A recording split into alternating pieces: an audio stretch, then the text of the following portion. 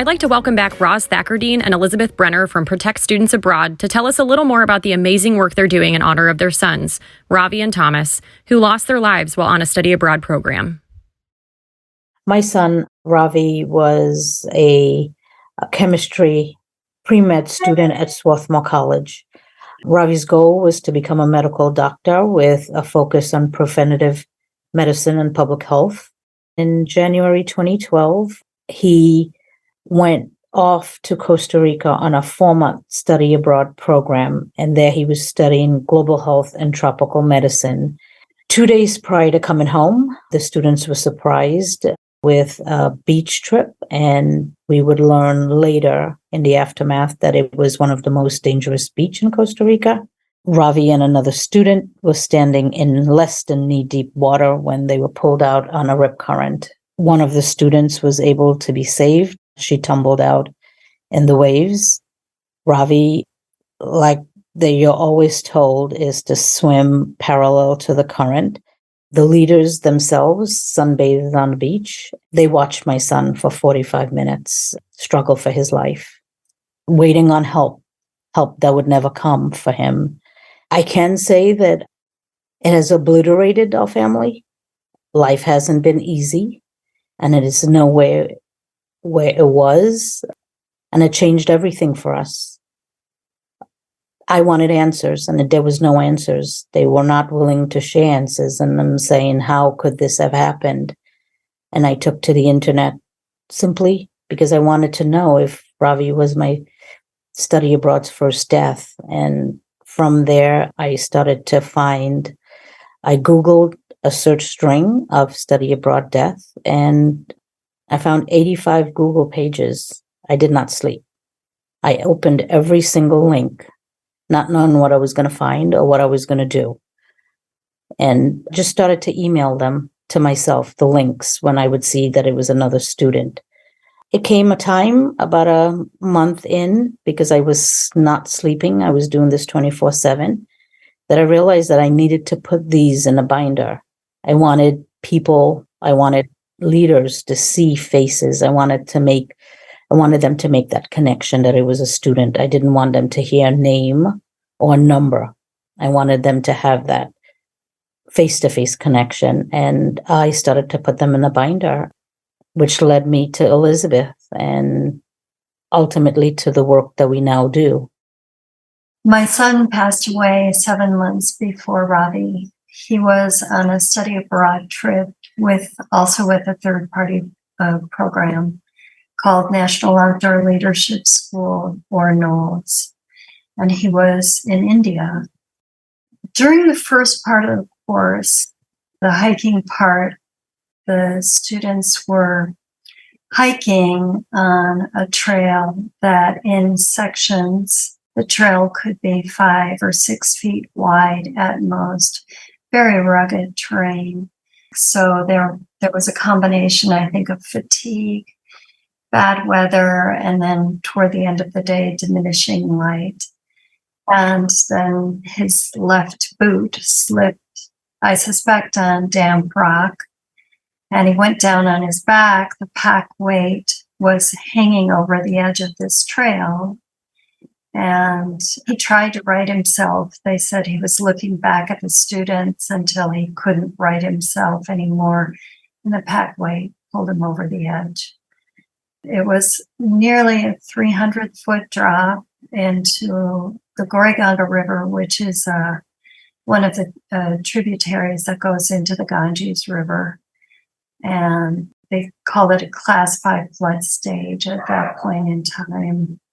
The program called me at approximately 11:15 in the morning. He maybe had fallen like 5 or 6 hours earlier, but I'm not sure. As soon as I picked up the phone, he said, we believe that your son has sustained an unsurvivable fall. You know, nothing prepares you for getting a call like that.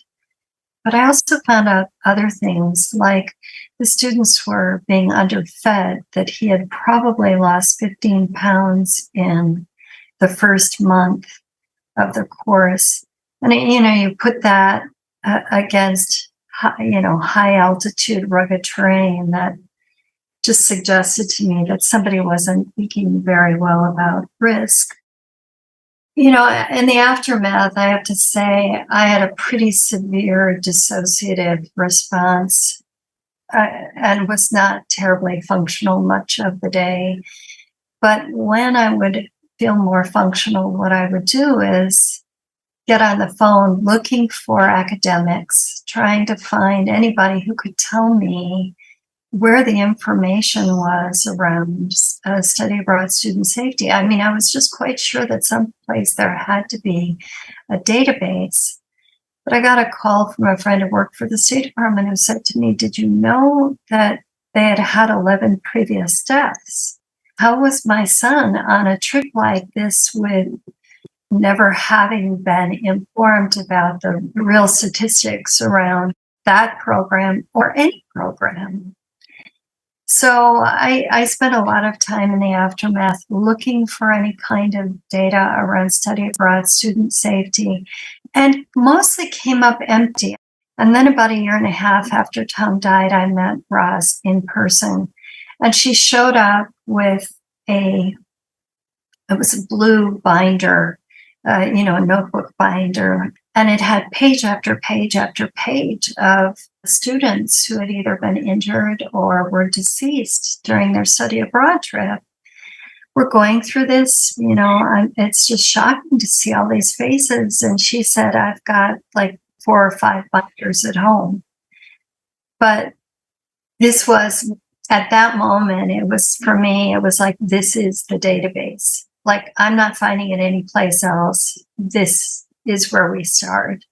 Mm-hmm. And from then on, we were moms on a mission, and our goal was very straightforward. It was, we want the death and injury data. We think that this needs to be captured because all prevention programs are based on knowledge of previous incidents. How can they ever really do any kind of evidence-based prevention if they're not capturing anything? Most of the colleges, the majority of the colleges, use third-party programmers to offer study abroad to their students. Very few run their own programs in other countries, just simply because it's very costly to have campuses around the world. So we use third-party programs based in another country that may not meet our standards that we're used to here in the United States. One thing I do want to mention about study abroad is that most people don't realize that there's a school of record that oftentimes stands as an intermediary between the student's home university and assures that the credits can be transferred to the student and that the home university can trust that that's the case. And most people don't realize that there's this school that stands in the middle. So after your child dies, you realize there are all these players involved. It gets very hard to understand what the truth is because they all have their own agendas. The home university, the study abroad program, the school of record, the embassy, the host country. These are really unique issues to study abroad, that you have so many different players involved. We had great hopes that we would get federal legislation passed, and we worked for a number of years. If you go state by state by state, you end up with all sorts of different texts and different ways of collecting the data. It's hard to aggregate that kind of stuff when people are defining things in different ways. And so we really had hopes for the federal level. So we're actually heading back to Washington, D.C. in May, June, and going to be looking for new folks who are interested in making this their issue too. Yes, and one more thing, we still continue to work for federal and state legislation, but at the moment we have very exciting news, something we worked hard for. It's the next level of raising awareness. We've been doing this work for 10 years, and we've been true to the work that we do, just simply asking for transparent safety data so parents could make informed educational decisions. And we were very fortunate to to connect with a former PBS journalist and documentarian. She's Emmy winning, who has taken on our project of making a documentary called Study Abroad, Trip of a Lifetime. We're in pre-production phase. We've just completed a successful Kickstarter campaign.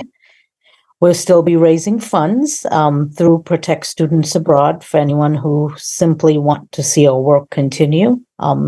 They could go to protectstudentsabroad.org to be able to support the film there. And we're looking forward to, probably releasing it early next year. So we have our hands really full at the moment with pre-production and all the planning that goes along with that. I wanted to extend our thanks to Elizabeth and Ros for sharing their stories and the impact their sons have made in preserving the lives of students who study abroad. For more information, check out their website at protectstudentsabroad.org. Safe Tea is brought to you by Rachel's First Week. Executive producer, Dr. Angie Feige. Sound engineer, Ben Vaughter. And a very special thanks to American Medical Response, NASCAR, and Healthcare Initiatives for their financial support of this podcast. Visit us on Facebook, Snapchat, Instagram, and Twitter at #Rachel's First Week.